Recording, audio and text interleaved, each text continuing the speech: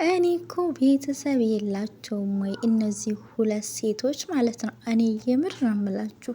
እንዲህ ልጁን እኮ እንደ ከብት ቅርጫ ሊቃረጡት ነው ማለት ነው። ዲዲ ራበዙት። አሁንስ እስቲ ተው ተፋቱት፣ ለብቻው ነፃነቱን ስጡት። ዴ የምር አበዙትሳ። እንግዲህ በመጨረሻ የቡዜና የዴቭ ውሳኔ በጣም ጥሩ ሆኖ አግኝቼዋለሁ። ምክንያቱም እነዚህ ሁለት ሴቶች ስለ ግል ጥቅማቸው እንጂ ስለ ልጁ ጤንነት እያሳሰባቸው እንዳላደለ እንግዲህ በግልጽ እያሳዩ ይገኛሉ። እኔ ጋ ነው የሚሆነው፣ ከኔ ጋ ነው የሚሆነው እያሉ ሰጣ ገባ ግብ ግብ እስከ መደባደብ ደርሰዋል ማለት ነው። ስለዚህ በመጨረሻም የዴቭና የቡዜ ውሳኔ በጣም አሪፍ ነው፣ አግኝቼዋለሁ ማለት ነው። ከሁለቱም መራቅ እንዳለበት እና ከእናትና ከአባቱ ጋር መሄድ እንዳለበት ከቤተሰቦቹ ጋር መሆን እንዳለበት ነው እንግዲህ መጨረሻ ላይ ውሳኔ ላይ የደረሱት ማለት ነው።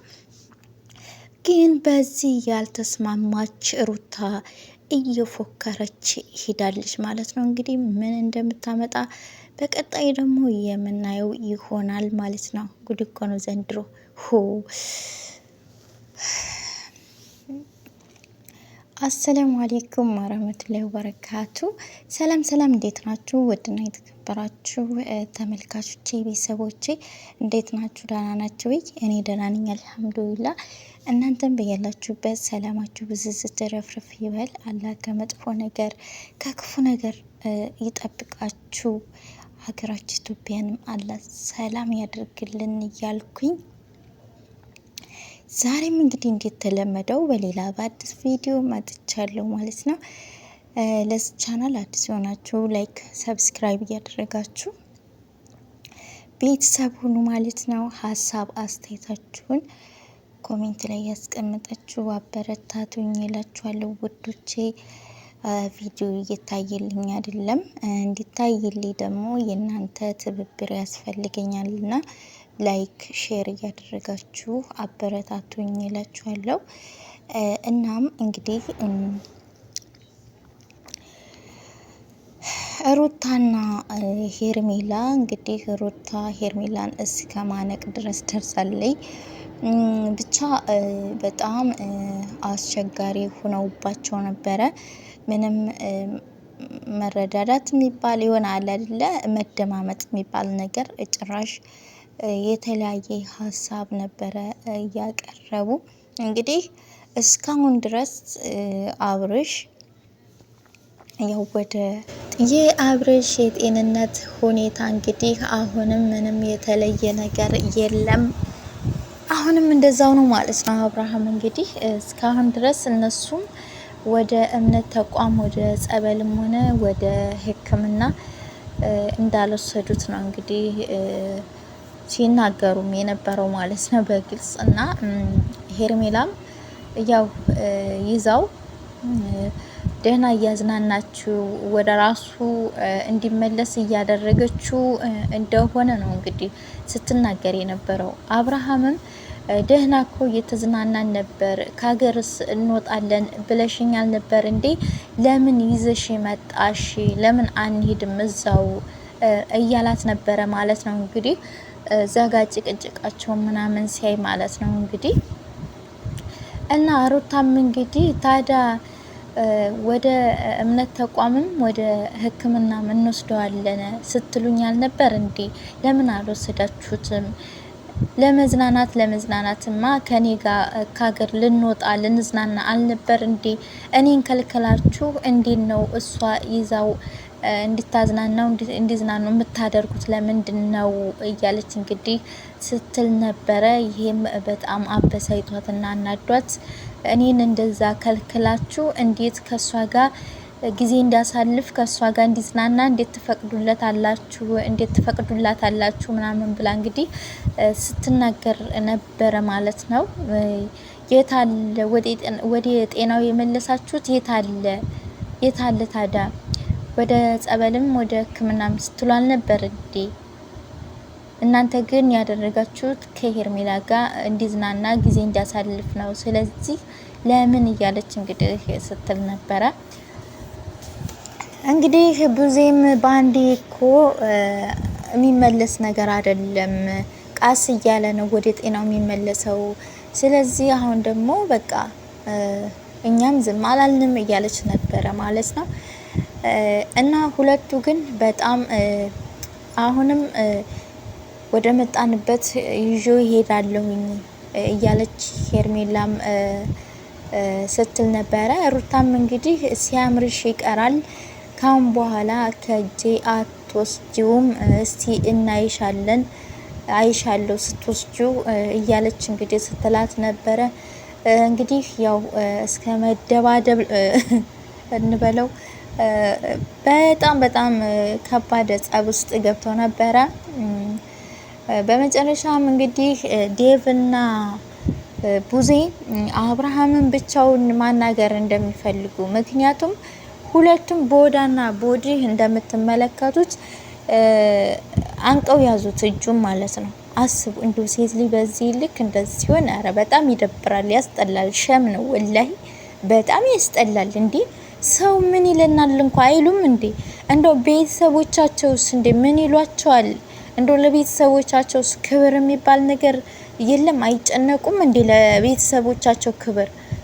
እንዴ ሁለቱም ቦዳና ቦዲ እንቅ አድርገው ይዘው በቃ አንለቅም እንዴ! አረ ይደብራል፣ የምር ይደብራል። እንዴ ጭራሽ እኮ በኢትዮጵያ ምድር ላይ ወንድ የለም ከአብርሃም ውጭ ሌላ ወንድ የለም የተባሉ እኮ ነው የሚመስሉት ማለት ነው። እዚህ ጋር እንዴ በቃ እዚህ ጋር አሁን የአብርሃም መታመም የጤናው ሁኔታ ምንም ሴቶቹን እያሳሰባቸው አይደለም። እውነት ስነግራችሁ ሄርሜላም አውቃ የተጨነቀች ያሰበች ትመስላለች እንጂ ውሸት የግል ጥቅሟን ስሜቷን የራሷን እንትን ነው አሁን እንትን እያለች ያለችው ማለት ነው። ሩታም እንደዛው ማለት ነው። ሁለቱም አንድ አይነት የምር የሱ የጤንነት ጉዳይ የሱ እንደዚህ መሆን አንድም እያሳሰባቸው አይደለም ማለት ነው። እና መጨረሻ ላይ እንግዲህ ቡዜና ዴቭ አብርሃምን ለብቻው ሊያወሩት እንደሚፈልጉ ነግረዋቸው እነሱ እዛ ቁመው እንደ ድመት እየተቦጫጨቁ ነበረ ማለት ነው። እዛ ቡዜ ናት በመሀል ሄዳ እየገላገለቻቸው ማለት ነው። እንግዲህ ሁለቱን እዛ ጋር ትተዋቸው ወንድማቸውን ይዘው ወደ ሌላ ቦታ እልፍ ብለው ከነሱ የተወሰነ እልፍ ብለው ቆይ አንተ አሁን ምንድነው የምትፈልገው? አሁን ከማን ጋር ትሆናለህ ስንልህ መልስ እየሰጠ አይደለም። ስለዚህ አሁን እኛ የምንፈልገው ከኛ ከቤተሰቦች ጋር እንድትሆን ነው የምንፈልገው፣ እናት አባት ጋር እንድትሆን እንፈልጋለን ምናምን ስሉት በቃ እሱም የነሱን ሀሳብ ተቀበለ። በቃ እናትና አባቴ ጋር ቤተሰቦቼ ጋር እሄዳለሁ አለ። የእሱን ሀሳብ ተቀብለው በዚህ ተስማምተው እንደገና ሁለቱ ጋር ሂደው በቃ እናንተ ሁለታችሁም ከልጁ ህይወት መውጣት አለባችሁ፣ ከወንድማችን ህይወት ውጡ፣ በቃ ልጁ ጤናው ማግኘት አለበት። እናንተ ሁለታችሁም የልጁ ጤንነት እያሳሰባችሁ አይደለም፣ ሁለታችሁም ስለ ራሳችሁ ነው የምትጨነቁት የምታስቡት፣ የልጁ ጤንነት አይደለም እያሳሰባችሁ ያለው። ስለዚህ በቃ ወንድማችን ከእናትና ከአባቱ ጋር ሂዱ፣ ጤናውን ማግኘት አለበት ብለው ሲሉ እንግዲህ ሩታ ለምንድን ነው እሷ ጋር ጊዜ እንዲያሳልፍ ከእሷ ጋር እንዲዝናና አደረጋችሁ፣ ከኔ ጋር ወጥቶ እንዳይዝናና ግን ከለከላችሁ። አሁን ደግሞ ከልጁና ከኔ ጋር ጊዜ አያሳልፉም ወይ? ለምንድን ነው እዛ ይሄዳል የምትሉት? እዛ አይሄድም እያለች ነበርና ከዛ መሄድ አለበት በቃ ምንድነው እያልሻለሽ ይሄዳል ምናምን ሲሏት እሱን እናያለን የማደርገውን እኔ ራሴ አውቃለሁ ብላ ነው እንግዲህ ይሄንን ቃል ተናግራ እየሄደችው ማለት ነው። እኔ የምትገርመኝ ሩታ ማለት ነው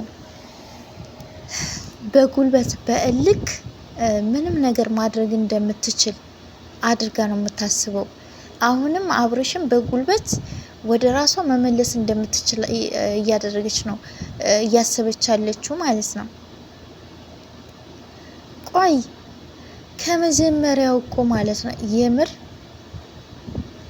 ይቅርታ እየጠየቀሽ አንቺ የይቅርታ ልብ ቢኖርሽ እኮ ኑሮ ማለት ነው የምሬን ነው እዚህ ደረጃም እኮ አደርሱም ነበረ እስከ መፋታት እንደዛ አይነት ውጥንቅጥ ውስጥ አገቡ ነበረ። አንቺ የይቅርታ ልብ ቢኖርሽ ኑሮ ማለት ነው ስንቴ ነው ተንበርክኮ እያለቀሰ ስንቴ ነው ይቅርታ የጠየቀሽ? ሄርሜላንም ቢሆን ስንቴ ነው ከህይወቱ ውጭ ብሎ ያስወጣት? አንቺን ለማቅረብ ለራሱ እኮ ያላደረገው ነገር የለም። መኪና ገዝቶ ሰርፕራይዝ አረገሽ፣ ወርቅ ገዝቶ ይዞ መቶ ሰርፕራይዝ ቢያረግሽ የሰው ወሬ ሰምተሽ የሄርሜላ ናት የገዛችው አልሽው። በኋላ ደግሞ ወደ አዲስ አበባ ስትመጪ ደግሞ አቀባበል አድርጎልሽ እህትማማቾቹ ቡዜና ማናት ደግሞ ሊዱ ነው ማንም የሚሏት እህታቸው አንድ አይነት ልብስ አልብሰዋችሁ በቃ ምናምን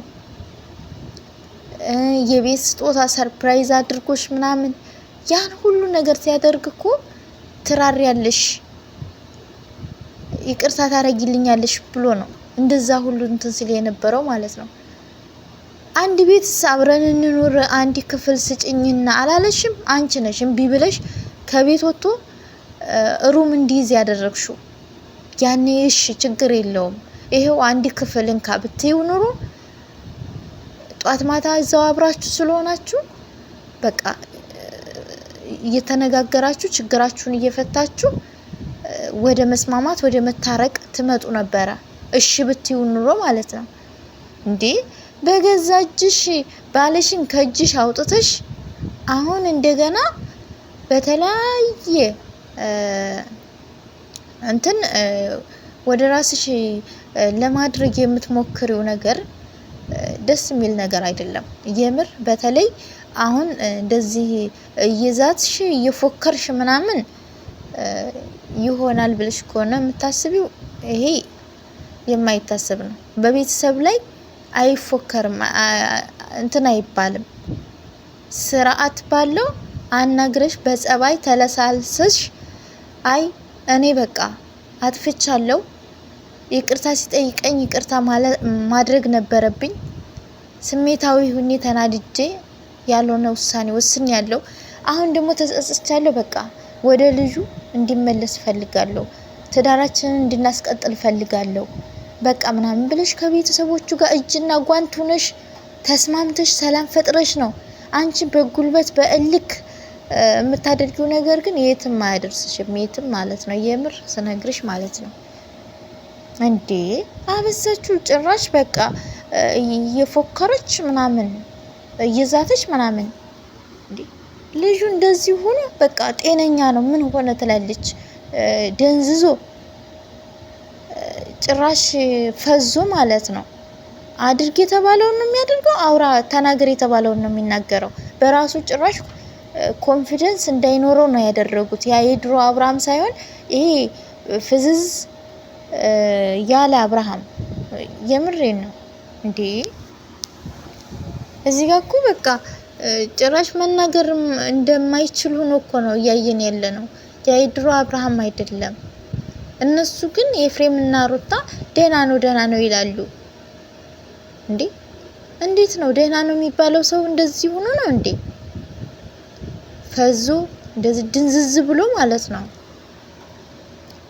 እና ለማንኛውም ሩታ ማለት ነው በጉልበት የትኛውንም ነገር አደርጋለሁ ብለሽ የምታስቢው ነገር ህልም ነው የሚሆንብሽ በጉልበት የሚሆን ነገር የለም ጸባይ ግዢ በጸባይ ነው እንጂ በእልክ በጉልበት የሚሆን ነገር የለም ማለት ነው እንዴ እና አላችኋለሁ ውድ ተመልካቾቼ በጣም ነው የገረመኝ ላይክ ሼር አድርጉ ቤተሰብ ያልሆናችሁ ቤተሰብ ሁኑ በቀጣይ ቪዲዮ እስከምንገናኝ ሰላም ሁኑ አመሰግናለሁ